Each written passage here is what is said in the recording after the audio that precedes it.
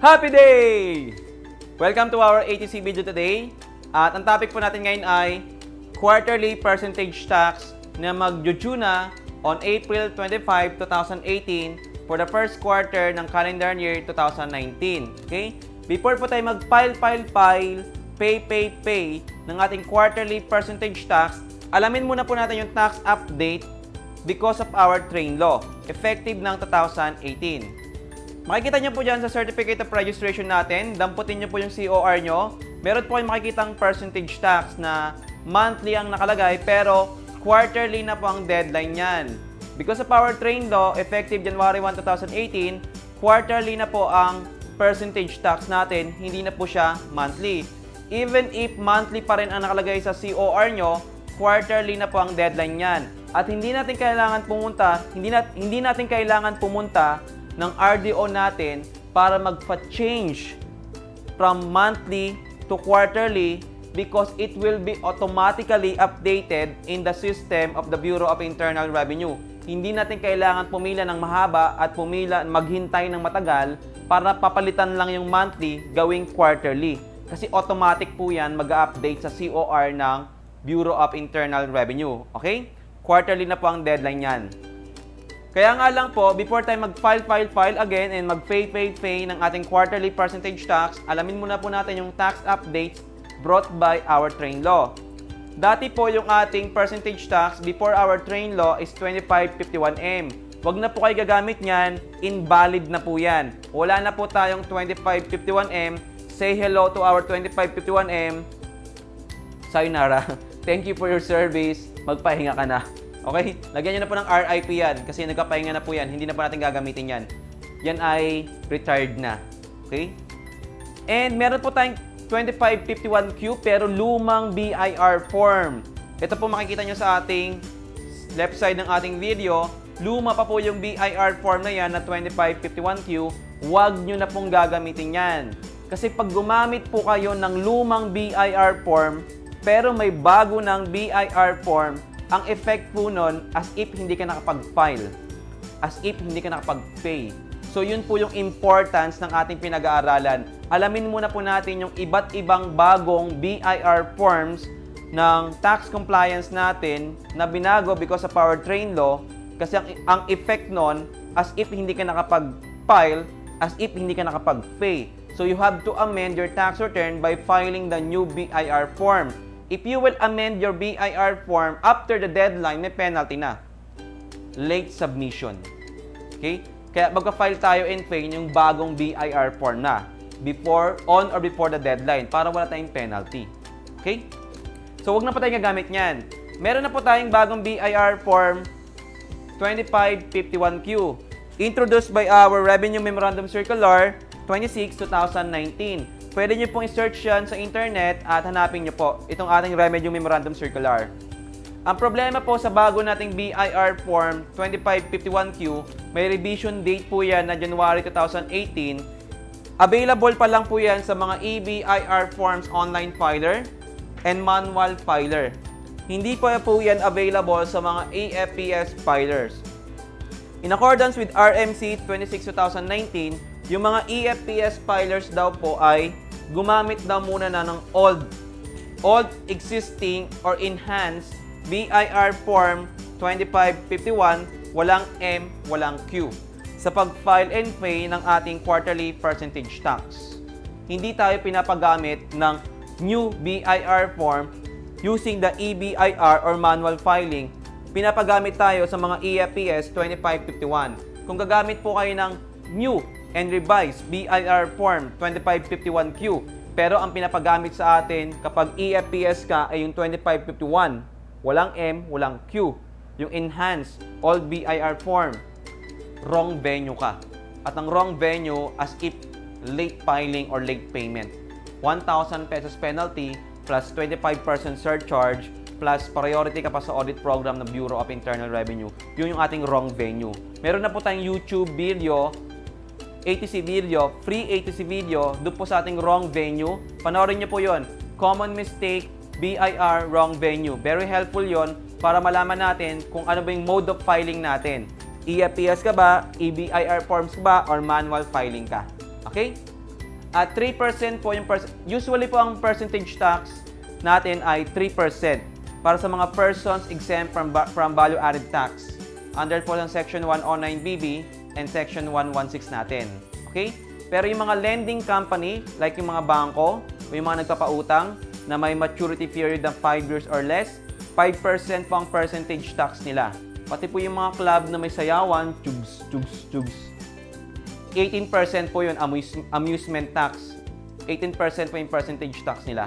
Okay? May mga iba't iba tayong percentage tax rates according to the nature of our business. Tignan nyo na lang po yung second page ng bago nating 2551Q. Nandun po yun. Yung mga RWB book owners po natin ng how to file and pay, tignan nyo po sa practice set natin. Practice set po natin, 2551Q. Page number. Yun. Page number 48 and 49 po. Nandun po sa page number 48, 49 natin yung sample nating BIR form 2551Q at nakagawa na po tayo ng online ATC video niyan. Panoorin nyo na po, pag-aralan nyo na po. Okay? Pero before po ay mag-file, pay, alamin nyo po na yung mode of filing natin, kung EBIR, manual, or EFPS. Panoorin yung separate nating ATC video in our YouTube or Facebook natin or Vimeo. Okay? Maraming salamat po sa inyong lahat. Again, bago na po yung ating BIR form para sa 2551Q. Ito pong bagong revision date natin to January 2018. Kaya nga lang, available pa lang po yan sa EBIR forms and manual. Under RMC 26-2019, our legal basis, gumamit na muna yung mga EFPS filers ng old enhanced BIR Form 2551. And the deadline for the first quarter ng ating quarterly percentage tax for the calendar year 2019 is on or before April 25, 2019. Covering the first quarter 2019. Medyo matagal pa naman. Unahin muna natin yung annual ITR natin. Okay? Maraming salamat po sa inyong lahat. If you have further questions regarding our topic today, please send us a message na lang po on our Facebook page. Deadline po niyan ay April 25, 2019. And before we end our ATC video today, we would like to give you a beautiful educational quote, an inspiring quote. Change your thoughts now and you will change your life. Pagdating po sa Philippine Tax Compliance, ang mindset nating mga Pilipino na nagbi-business ay burden. Burden yung tax or pasakit, pabigat, pahirap. If you think burden yung ating tax compliance, kahit nagbayad ka na, you will give yourself negative results or burden results. Even if nagbayad ka na, bakit mo isipin na burden? Dapat ang isipin natin, nakatulong tayo sa ibang tao, positive thinking. Kasi whether we like it or not, we have to pay our taxes at the end of the day. So bakit mo isipin na burden? Papahirapan mo rin sarili mo. Bibigyan mo rin sarili natin ng mental illness na bumababa sa ating katawan, nagiging sakit. Huwag niyo pong isiping burden ng taxes natin. It is our privilege to help our fellow Filipino by paying our taxes correctly. Think positive sa ating tax compliance and you will attract positive results in our business. Huwag po burden. It's up to you po. Change your thoughts now and you will change your life and your business. Okay? And this is our Facebook group, Accounting Tutorial Center. Diyan nyo po send yung mga further inquiries nyo or questions regarding our topic or other topics po. Free of charge po, hindi po kami naniningil sa ating mga questions. If you are willing to learn, nandito po kami para tulungan kayo. Okay? Paki-like na rin po yung ating Facebook page, Accounting Tutorial Center. This is our Facebook group, Real World Bookkeeping. Please join now on our Facebook group. Meron po dyan mga helpful files na pwede nyong gamitin in your business. Pwede nyo pong i-download anytime. In-upload na po namin dyan yung BIR Citizens Charter. Pwede nyo pong gamitin yon. And this is our RWB Book Owners Facebook group. Exclusive lang po itong Facebook group natin sa mga students po namin na may RWB books. Kahit ano pong RWB books. Pwede po kayo mag-join na dyan at i-accept po namin kayo. Okay? May mga helpful files po dyan na hindi available sa other Facebook group natin and Facebook page. Okay? Sa ating YouTube channel, please subscribe now on our YouTube channel, Accounting Tutorial Center. Marami po tayong makikitang mga helpful and very informative information na tinuturo po natin dyan ngayon. Panoorin nyo na po, libre lang po yan. If nagandahan po kayo or meron kayong kakilalang gustong matuto nyan, i-forward nyo sa kanila o i-share nyo sa kanila para matuto din po sila. Okay? This is our Vimeo Accounting Tutorial Center. Then, please follow now us on our Facebook, on our Vimeo channel, Accounting Tutorial Center. Same contents lang naman ng ating YouTube pero different yung platform natin. Kung gusto nyo Vimeo panoorin, much better. And hindi na po tayo nagtuturo ng seminar sa iba't ibang lugar, di katulad po ng 2018, online na po tayo. Meron po tayong mga RWB books na merong online A to Z videos na i-explain namin sa inyo isa-isa per tax returns, per bookkeeping, kung anong topic natin. Okay? Hindi natin kailangan basahin to para mapag-aralan. Papanoorin nyo po, pag-aaralan nyo yung ating free online A to Z videos na package na po sa ating libro. Okay? Ito po yung ating how to file and pay your taxes. Kung gusto nyo pong matuto paano mag-fill out ng iba't iba nating tax returns, EFPS ka ba, EBIR ka ba, manual ka ba, nandun na po sa ating ATC video online yon. Panoorin nyo na po, pag-aralan nyo na. Sa mga RWB book owners po natin, available na po. Pati po yung quarterly percentage tax, available na rin po yun, pag-aralan nyo na. Okay? Sa mga wala pong RWB books, real world bookkeeping books, yung ating pag-aaralan dito kung bakit siya tinawag na real world bookkeeping is kung ano ang ginagawa sa real world. It's not academic, it's real world. Kung ano yung pinag-aaralan po natin dito sa ating mga libro, yun din po yung ginagawa sa real world. Kaya ang tawag po natin dito ay RWB books. Okay? Pag-invest na po kayo, this is only 4,999. Lifetime investment na sa ating business. At malalaman po natin kung paano mag-fill out ng iba't iba nating tax return. At para malaman din natin kung ano yung tama. Ano yung tama? Tama ba yung BIR form na pinipilapan ko? Tama ba yung amount na nilagay doon na ibang tao nag-prepare? Kasi at the end of the day, hindi bookkeeper, lawyer, advisor, or consultant, or accountant ang hahabulin ng BIR. Tayo pong mga taxpayers, hindi sila tayo. Kaya tayo pong mga taxpayers should be properly equipped by knowledge through education. Ano yung tama? Just in case mangyari sa atin yung mga nangyayaring kababalaghan doon sa ating iba nating kababayan na nagbi-business, na napapasara through offline kandado or what, something is wrong sa kanila. Bakit may accountant sila, may bookkeeper sila, or may person silang knowledgeable na nagpi-prepare ng kanilang tax return? Bakit yung nagiging ganun pa yung business nila? Something is wrong. Kaya mag-aral po tayo. Okay?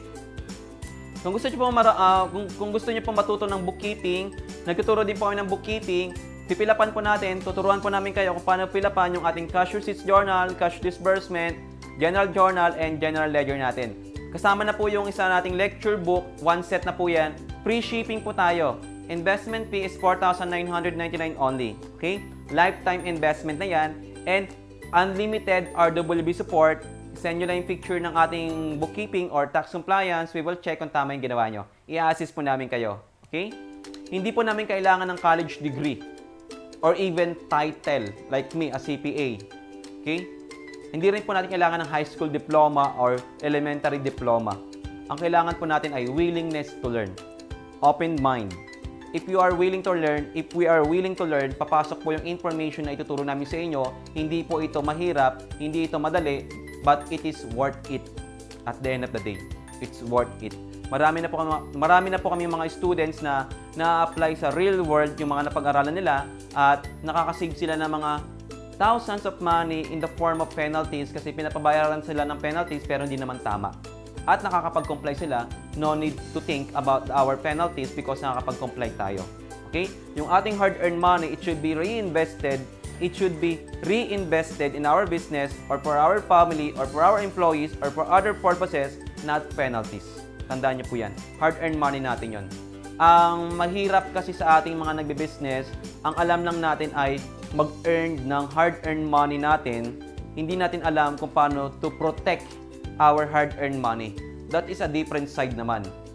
Yung different side, one side is to earn our hard-earned money. The other side is to protect our hard-earned money by educating ourselves. Wala nang iba. Kung gusto niyo po matuto kung paano gumawa ng financial statements, nagtuturo din po kami. May format na po kami dyan ng financial statement. Copy-paste lang po. Ang kailangan lang po natin ay annual trial balance. Okay? Tapos copy-paste na lang po sa ating annual financial statements. And this is our RWB book, Train, Law, and Other Tax Updates. Kung gusto nyo pong matuto kung ano po yung mas maganda sa atin, 8% ba, 40%, or allowable itemized deduction, kasi kapag 8% income tax rate ang pinili nyo, under our existing law, wala kang quarterly percentage tax. Income tax na lang. 1701Q and 1701 or 1701A annual ITR. Okay? Pag-aaralan po natin yan para hindi po natin kailangan mandaya sa hindi natin pagbabayad ng buwis. Marami pong iba't ibang strategies o tax reduction strategies in-offer yung ating government. Ang problema, hindi natin alam. Kailangan po natin siyang pag-aralan. At hindi po yung tinuturo ng BIR. Hindi po passion ng BIR magturo. Okay? And this is your RWB speaker, Mr. Mark Jordan Bumagat. If you have further questions regarding our topic today, please send us your questions or inquiries on our Facebook page, Accounting Tutorial Center. Doon na lang po namin kayo sasagutin. Okay? Sa Facebook page na lang natin, Accounting Tutorial Center. This is your RWB speaker, Mr. Mark Jordan Bumagat, na lagi po nagsasabing, be educated and you will be empowered. Maraming salamat po. Kita-kits po tayo sa other videos natin. Mabuhay po tayo. Lumago pa ating business at makatulong sa ating family and our country by paying our taxes correctly. At sa ating mga employees po. Maraming salamat po. Kita-kits po tayo sa other videos natin. Bye-bye!